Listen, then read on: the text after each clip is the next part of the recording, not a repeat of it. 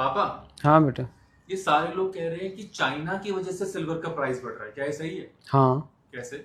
क्योंकि China silver को weapon बना के ग्लोबल इकोनॉमिक वारफेयर को जीतना चाहता है। अभी लास्ट 31 अक्टूबर से चाइना ने सिल्वर को न्यूक्लियर मटेरियल के इक्विवेलेंट इंपॉर्टेंट मेटल्स की लिस्ट में डाल दिया। अभी 1 जनवरी 26 से चाइना की एक्सपोर्ट पॉलिसी में चेंजेस आ गए हैं।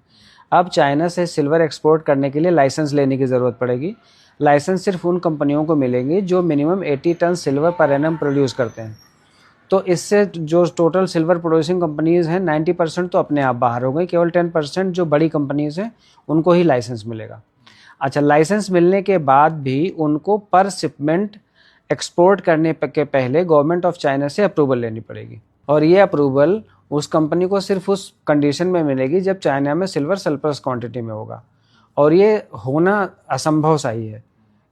क्योंकि चाइना अभी भी टोटल सिल्वर कंजम्पशन का 50% खुद कंज्यूम करता है। गोइंग फॉरवर्ड, जब अभी ईवी बैटरीज, अभी एक नया इन्वेंशन आया है सैमसंग और BMW का ईवी बैटरी का, जो सिर्फ 9 मिनट्स में चार्ज होती है, 900 किलोमीटर्स का माइलेज देती है, और उसमें 1 kg पर बैटरी सिल्वर यूज़ होता है। अब उसको अगर एग्जिस्टिंग लिथियम आयन बैटरी से कंपेयर किया जाए तो वो बैटरी 45 मिनट में चार्ज होती है और 500 किलोमीटर्स का एवरेज देती है।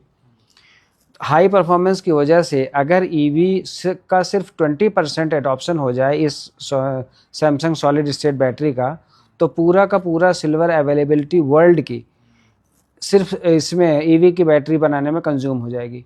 और चाइना ईवी की batteries, solar panel, semiconductors, EV vehicles, इन सब का वर्ल्ड का बिगेस्ट एक्सपोर्टर है।